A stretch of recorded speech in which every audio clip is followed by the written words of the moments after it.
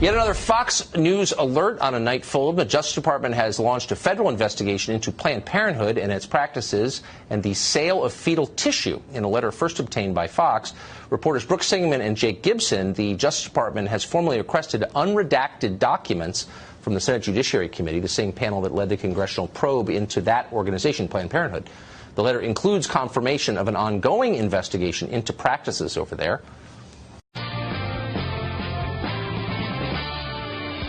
Tucker had a heated argument recently with Charles Chamberlain of Democracy for America, challenging him about the morality of abortion when a fetus is capable of surviving outside the womb. There are people who have real concerns, moral concerns about abortion that aren't rooted in their desire to oppress women. These are real questions. And when you spew mindless propaganda about choice and medical procedures and blah, blah, blah, blah, blah, it kind of blurs what is a really important question, like, do you have the right to take a life? Do you see that at all?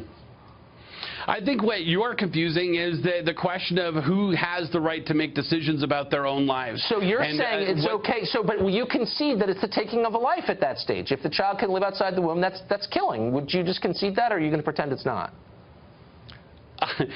Once the baby is outside of a womb, then you have rights. You're an individual. Until that happens, you can't exist without being out of the womb.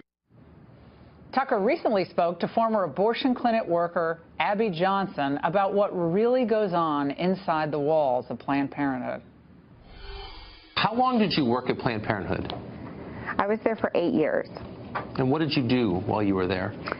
I was the clinic manager, so I took care of just the day-to-day operations, hiring and firing personnel, making sure that our budgets were maintained, including our abortion quota that we had to maintain every month.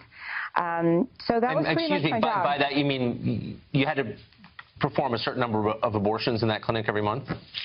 That's right. So every abortion facility within Planned Parenthood has a monthly abortion quota that they must meet. Why? That's how they make their money. About 50% of their income is just cash from abortion services. And so in order to keep their clinics open, they have to sell so many abortions. But what about all the mammograms and life-saving work they do?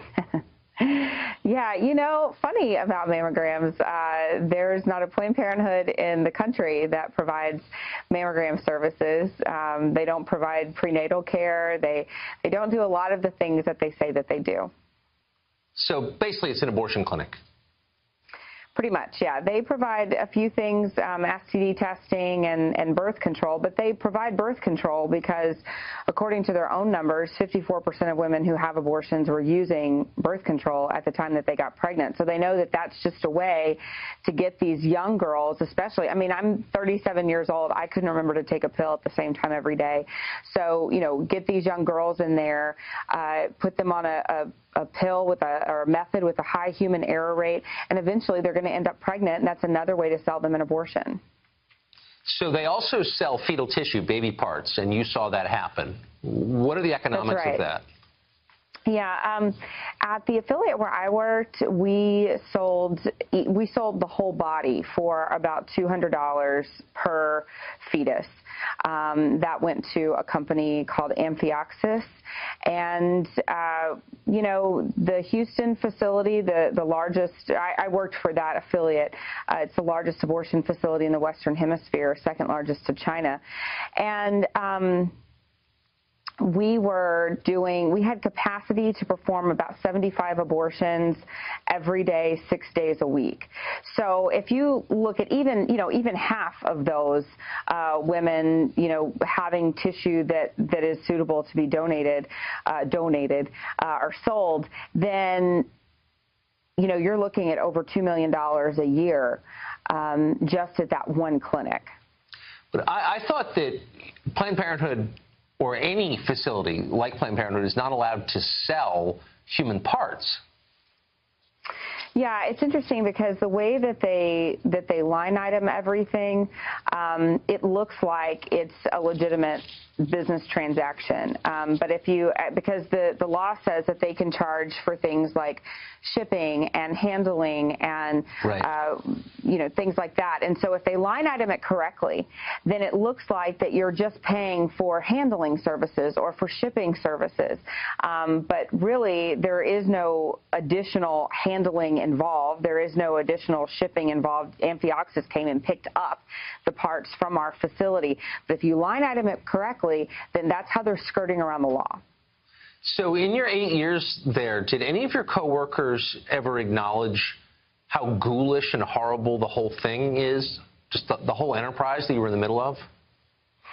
Yeah, I mean, I think, though, what happens is, and this happened to me as well, I mean, when you're working inside of an industry like that, you become very dark and you stop seeing just the heinous acts that you're participating in, and it becomes a joke. And I remember my supervisor, joking about the babies that we aborted and things, like the security code on our alarm was 2229 because that spelled out baby, and they thought that was just hilarious. The freezer in the lab where we pieced together baby parts, and we would, after we reassembled them, we would put them in this freezer. Everybody jokingly called that the nursery. So you begin to have this very dark humor, and even though, I mean, you have to at some point recognize what we're doing is really heinous and really gruesome, you sort of build up this callous. Looking back, how do you feel about it all, that you worked there? Well, I mean, I'm certainly sorry that I participated in something like that, but I feel like I've really been given an opportunity now to speak out about the experiences I had and turn the evil that I participated in into something good. And so that's what I'm trying to do. Well, we're grateful that you came. I mean, this is a subject cloaked by euphemisms, and it's just nice to know what choice really means. Thanks for telling us, Abby. Thank you so much.